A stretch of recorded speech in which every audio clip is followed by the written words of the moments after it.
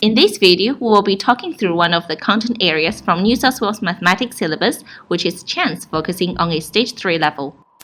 So firstly, what is chance and what do our students need to know? Chance, also known as probability, is an assigned value given to the likelihood of a particular outcome occurring in a random situation.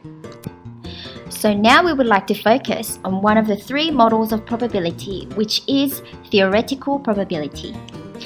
Theoretical probability is an analysis of a situation or random generator to determine the likelihood of particular outcomes. One thing that makes this model different to others is that the content is known. Let's have a look at this example. What is the chance of spinning blue on this spinner?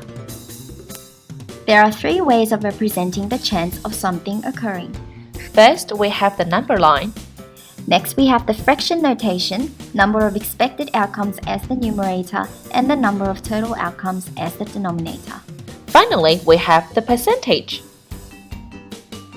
So now, since we have covered different ways of representing chance, we now know that the chance of spinning blue on the spinner below can be represented as the following fraction, which is a quarter. This can also be represented as a percentage, which is 25%. On a number line, we can see that the fraction lies between 0 and half, which indicates unlikely event. It is important for teachers to know sorts of common misconceptions around this topic and avoid them when teaching. One misconception is that students assume that theoretical probability will happen experimentally. For example, the chance of flipping a tail when tossing a coin is theoretically 50%. However, in the actual experiment, the chance would be different.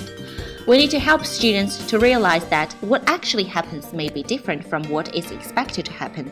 Teachers should clearly distinguish the concept of theoretical and experimental probability by teaching them separately. It is a good idea to teach theoretical before experimental probability.